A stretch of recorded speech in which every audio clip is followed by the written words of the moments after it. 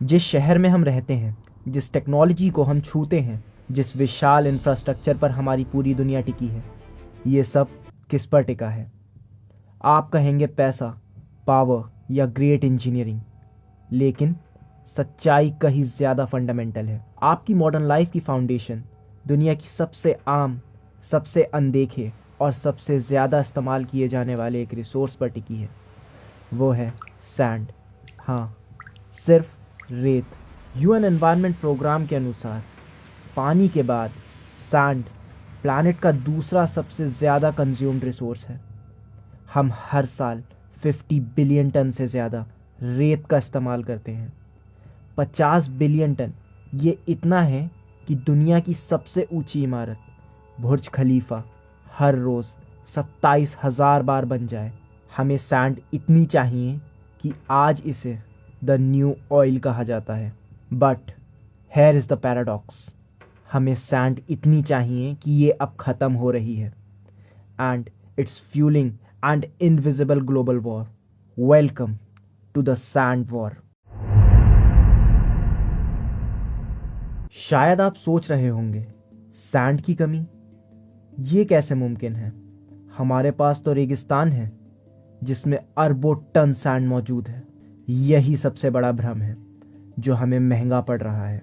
Science कहती है कि डेजर्ट सैंड कंस्ट्रक्शन के लिए किसी काम की नहीं है।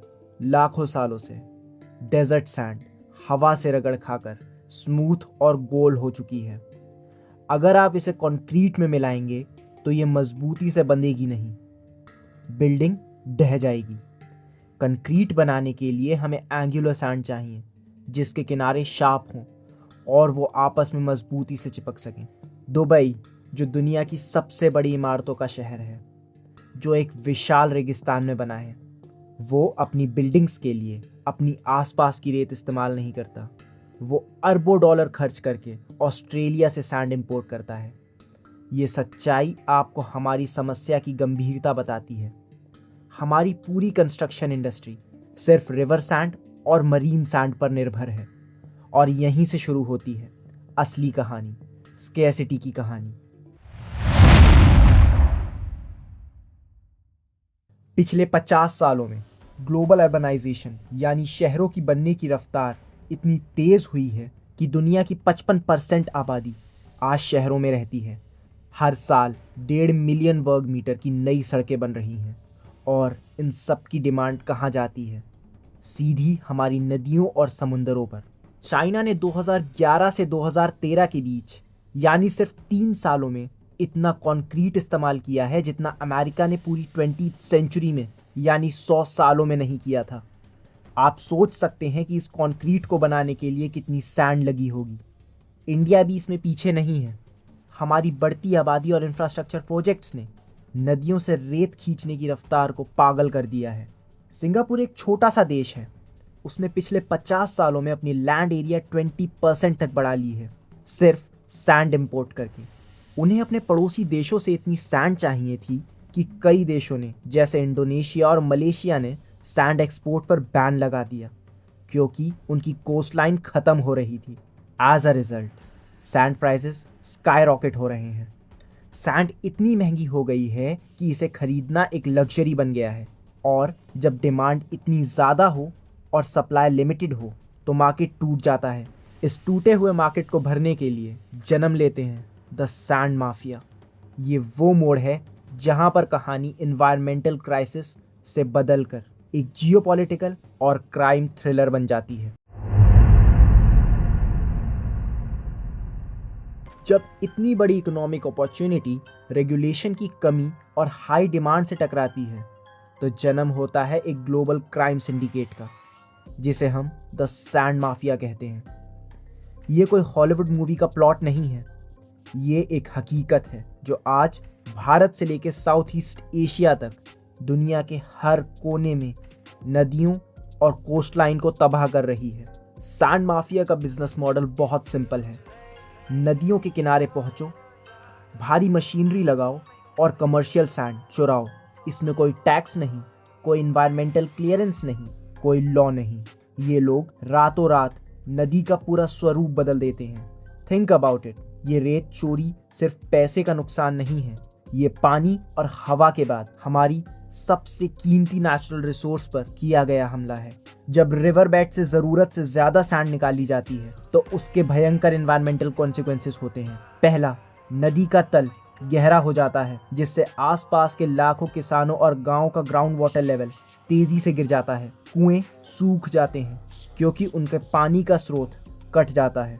दूसरा, सैंड रिवर के नेचुरल फिल्टर का काम करती है, पानी को साफ रखती है। रेत के हटने से पानी दूषित हो जाता है और रिवर का इकोसिस्टम तबाह हो जाता है।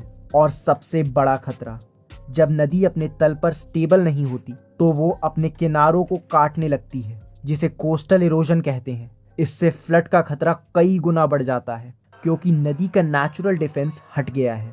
ये माफिया सिर्फ नेचर पर नहीं, ह्यूमन लाइफ पर भी हमला करता है।